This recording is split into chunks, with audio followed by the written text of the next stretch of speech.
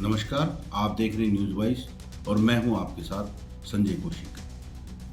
कल हरियाणा विधानसभा के चुनाव संपन्न हो गए हैं और सभी की जो किस्मत ईवीएम में बंद हो गई। 8 तारीख को नतीजे आएंगे, लेकिन उससे पहले जो लगातार रुझानों का दौर शुरू हुआ है उसमें कांग्रेस की सरकार बनती हुई नजर आ रही है।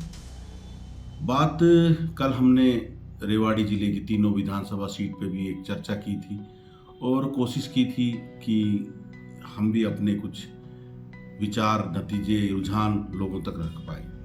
लेकिन इसमें अगर हम रेवाड़ी विधानसभा की बात अगर ना करें तो कहीं ना कहीं अतिशयोक्ति होगी, क्योंकि रेवाड़ी विधानसभा दक्षिण हरियाणा की एक वोट सीट मानी जाती है, क्योंकि यहाँ से कैप्टन हाउस और रामपुरा हाउस लगातार मैं कहूँगा कि आमने सामने हैं। जहाँ बात करें कैप्टन हाउस की, तो कैप्टन हाउस से दूसरी बार जो कप्तान अजय सिंह यादव है उनके सुपुत्र चिरंजीव राव मैदान में हैं कांग्रेस की तरफ से, और भाजपा ने इस बार लक्ष्मण यादव को टिकट दिया है जो पहले कोसली से उम्मीदवार थे, कोसली से विधायक थे, उनको मैदान में उतारा। और सतीश यादव जो कि जिनका तीसरा चुनाव है वो झाड़ू के ऊपर सवार हो गए और आम आदमी पार्टी से वो चुनाव लड़ रहे हैं। वहीं बात करें सन्नी उर्फ प्रशांत यादव, क्योंकि सन्नी यादव ने पिछले जब चुनाव लड़े थे तो लगभग 22,500 मत प्राप्त किए थे, तो एक निर्दलीय के लिए इतने मत, वो भी पहली बार में, बड़ी बात है। अब बात कर लें कि चुनाव होने के बाद जो हमने लोगों से जानकारी हासिल की है और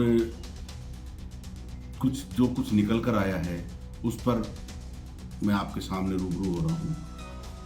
और अगर हम माने तो चुनाव एक अच्छा चुनाव रहा है और कहीं भी कोई ऐसी घटना देखने को नहीं मिली जिससे कि हम ये कह सकते हैं, क्योंकि ये लोकतंत्र का एक पर्व है।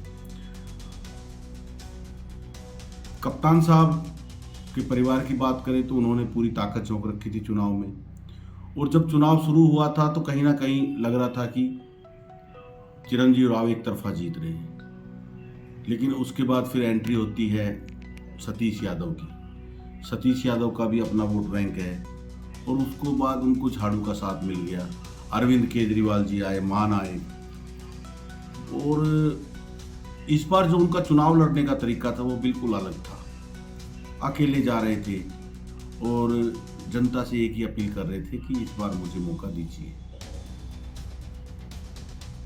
बात करें लक्ष्मण यादव की तो संगठन उनके साथ था, और सबसे बड़ी बात यह है कि इस बार जो दक्षिण हरियाणा के कद्दावर नेता राव इंद्रजीत सिंह, उन्होंने पूरी ताकत झोंक रखी थी, खासकर 4 सीटों पर, बावल, कोसली, अटेली और रेवाड़ी में भी उन्होंने लगभग 7 सभाएं की।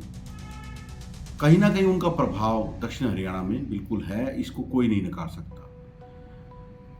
अब सवाल ये है कि मुकाबला कहां था, तो इसमें हम ये कह सकते हैं कि सन्नी यादव ने बहुत ज्यादा मेहनत की और उनका चुनाव शुरू में उठता हुआ भी नजर आ रहा था, लेकिन उनके पास किसी पार्टी का साथ नहीं था, कोई स्टार प्रचारक नहीं था। वो लगातार बात कर रहे थे कि जनता ही मेरी स्टार प्रचारक है, युवा है, जोश है।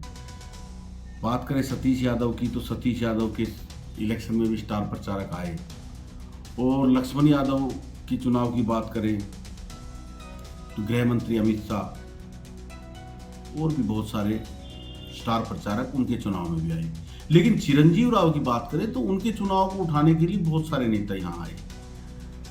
अब जिस तरह से चुनाव शुरू हुआ था उस वक्त चिरंजीव राव लग रहा था कि एक तरफा उनको विजय हासिल होगी, लेकिन जैसे जैसे चुनाव आगे बढ़ता गया मामला त्रिकोणीय होता चला गया। सन्नी यादव जरूर मैदान में है, लेकिन हम ये नहीं कह सकते कि वो जीत की स्थिति में है। त्रिकोणीय मुकाबला हो गया और सतीश यादव, लक्ष्मण यादव और चिरंजीव राव, इन तीनों की बात करें तो तीनों ही अपने अपने हलके में जहां जिसकी वोट ज्यादा है प्रभाव उनका दिखाई दिया।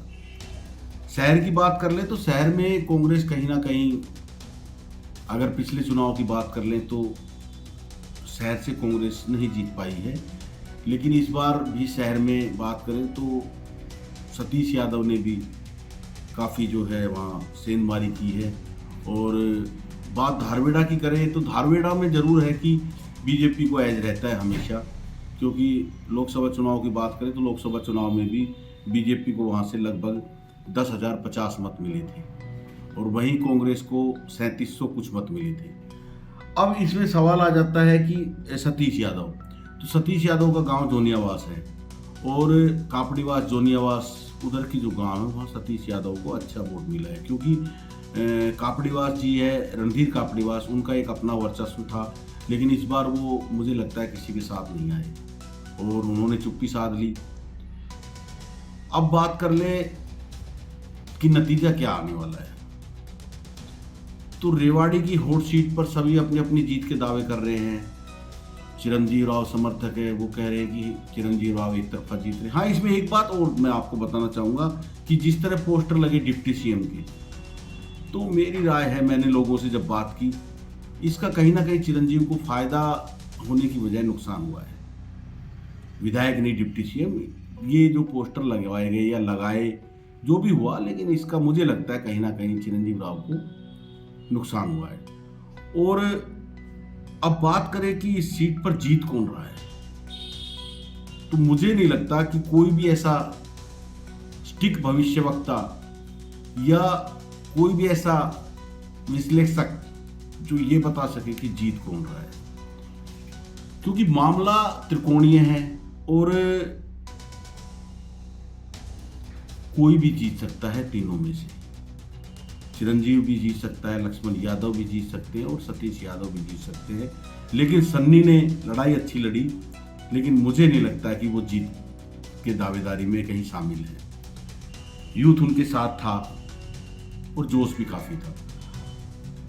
अब एक रेवाड़ी का इतिहास भी रहा है कि बीजेपी की सरकार थी तो यहां से कांग्रेस का विधायक था